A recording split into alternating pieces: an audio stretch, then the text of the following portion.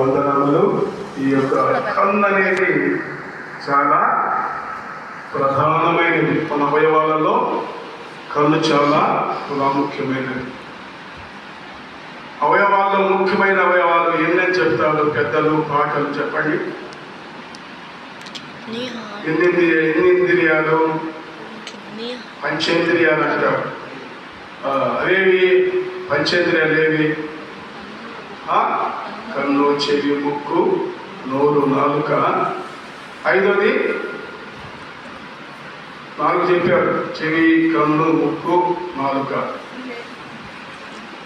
ఇంకొకటి ఐదోది పంచేంద్రియాలు. 5th స్తంత అనేది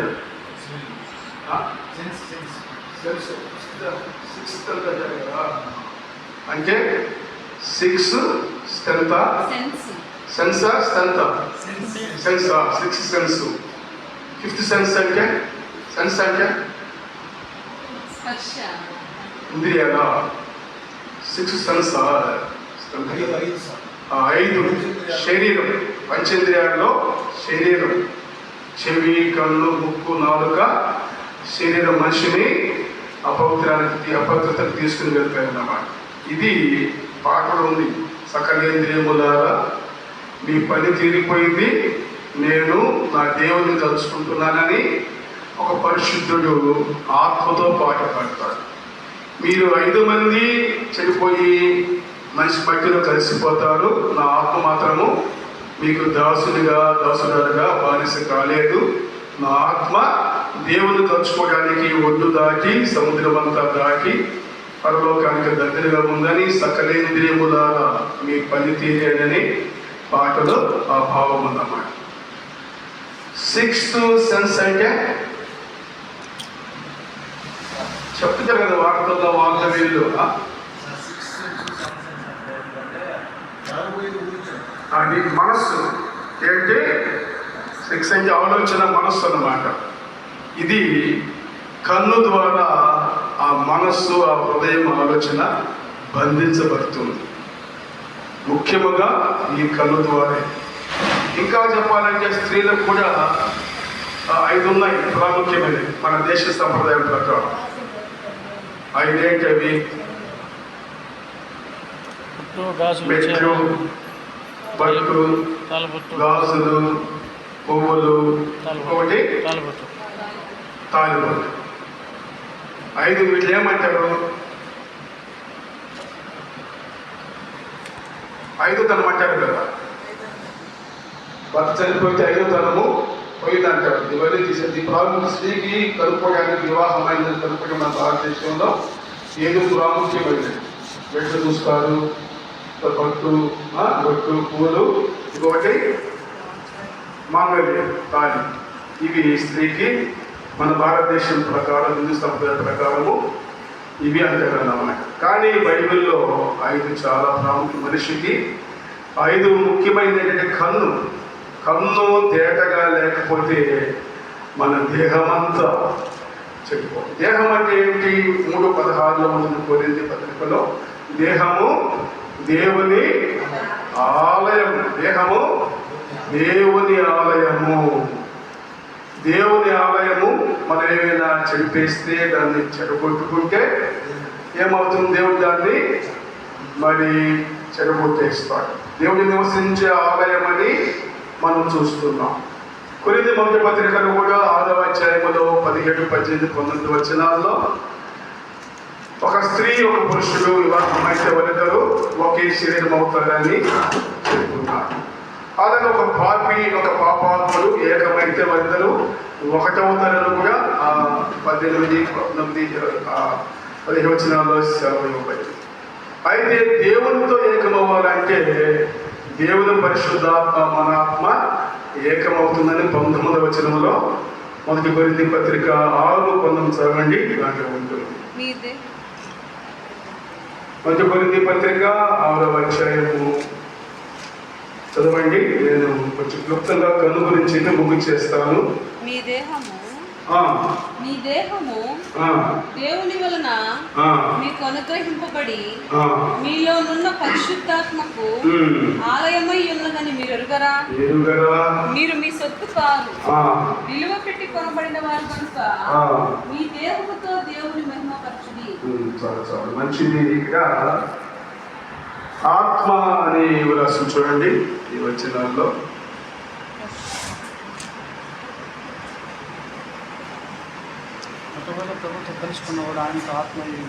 దేవుని ఆత్మ మనతో కలిసినటువంటి ఆత్మను చూడండి. అటువలే ప్రభుతో కలుసుకున్నవాడు ఆయనతో ఆత్మ ఉన్నాడు. చదవండి. అటువలే ప్రభుతో కలుసుకున్నవాడు ఆయనతో ఏకాత్మయ్యి ఉన్నాడు. అటువలే ప్రభుతో కలుసుకున్నవాడు ఆయనతో కూడా ఏకాత్మై ఉన్నాడు. ప్రభువుతో మన ఆత్మను మనము కలుసుకుంటే మనము దేవుడు ఒకటైపోతాం అన్నమాట. ఏ విధంగా భార్యాభర్తల వివాహం అయిన తర్వాత ఒక్క శరీరంగా మార్చబడతారో, భార్యాభర్తలు కాకుండా పాపంలో జీవించే వారు ఏ విధంగా ఒక శరీరమై పాప ఆకృతిని పొందుకుంటారు, అలాగే దేవునితో కలిసి జీవించే వాళ్ళు దేవునితో కలిసిపోతారు, ఏకాత్మ అవుతారని కూడా 17వ వచనంలో మనము చూస్తున్నాము. ప్రియ దేవుని బిడ్డలారా, సహోదరి సహోదరులారా, కన్ను చాలా ప్రాముఖ్యమైనది. కన్నుతో చూచినవి మన మనసులోంచి మనము తొలగించుకోలేము. కాబట్టి కన్ను బాగుంటే మన శరీరం అంతా బాగున్నట్టే. మన కన్ను చెడ్డ కన్ను. ఈ మధ్య హోటల్స్ దగ్గర ఇక్కడ దిష్టి కన్ను అని ఒకటి పెడుతున్నారు. దిష్టి కన్ను, బైబిల్ దిష్టి కన్నులు ఏమి లేవు. బైబిల్ చాలా కన్నులు ఉన్నాయి. దుర్మార్గపు కన్నులు, మంచి కన్నులు, విషపు కన్నులు. దిష్టి కన్నులు దేవుని యొక్క గ్రంథములో ఆయన యొక్క దిష్టి దగ్గర లేవు.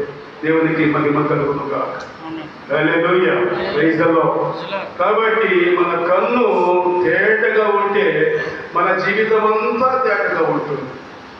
మన కన్ను శరీరం కాకపోతే మన బ్రతుకంతా, మన జీవితం అంతా, మన హృదయం, మన మనస్సు, మన ఆత్మ అంతా చెడిపోయింది, చెడ్డదని ఇక్కడ యేసు ప్రభువే సెలవిస్తూ ఉంటున్నారు. నా ప్రియ దేవుని బిడ్డలారా, సహోదరి సహోదరులారా, అది ఆ కన్ను బాగలేకపోతే దాన్ని కన్నును పెరికేసి పారేమని ప్రభు చెప్తున్నారు. కన్నుని పెరిగి ప్రక్కన పడి చెయ్యి బాగలేకపోతే చెయ్యి కూడా నరికేసేమని కూడా ప్రభు ఇదే అధ్యాయంలో మనము చూస్తాం. 5వ అధ్యాయం 20వ వచనములో 29వ వచనములో, నీ కుడి కన్ను నిన్ను అభ్యంతరపరచిన ఎడల దాన్ని పెరిగి నీ యొద్ద నుండి పారవేయము. నీ దేహమంతయు నరకములో పడకుండా నీ అవయవములలో ఒకటి నశించుట నీకు ప్రయోజనము కదా అని చెయ్యి గురించి, కాలు గురించి, అవయవాల గురించి ప్రభువు తెలుపుతున్నాడు. నా ప్రియ దేవుడు, లేకపోతే కొంతకాలము ఆ విషయాలన్నీ అట్లాగే మైండ్లో, మనస్సులో జీవితంలో ఉండిపోతాయి. ఏదైనా విష పదార్థం తిన్నామనుకోండి, మనకు అడ్జస్ట్ కానిది, మనకు అనుకూలం కానిది భోజనం చేస్తే తింటే వామిటింగ్ చేసుకుని దాన్ని కక్కి వేస్తాం. లేకపోతే హాస్పిటల్కి తీసుకుపోతే దాన్ని డాక్టర్లు దాన్ని పరిశుభ్రం చేసి మన కవి పరిశుద్ధి చేసి పంపిస్తారు. అయితే మనసులో ఉన్నటువంటి దాన్ని ఎవరు తీస్తారు, ఎవరు తొలగిస్తారు? అది వీలు కానటువంటి పరిస్థితి. కాబట్టి మన కన్నుని చాలా జాగ్రత్తగా మనము భద్రం చేసుకోవాలని యేసు ప్రభువారు చెప్పి ఉన్నారు. ఆ భాగాన్ని ధ్యానం చేద్దాం. మత్తయి శుభవార్త 6వ అధ్యాయము 22, 23 వచనాలు మనము ఈ 2 వచనాలను అందులో ఉన్నవాళ్ళు తీసి బైబిల్ విప్పి ధ్యానం చేద్దాం. దేహమునకు దీపము కన్నే, కనుక నీ కన్ను తేటగా ఉండిన ఎడల నీ దేహమంతయు వెలుగుమయమయ్యుండును.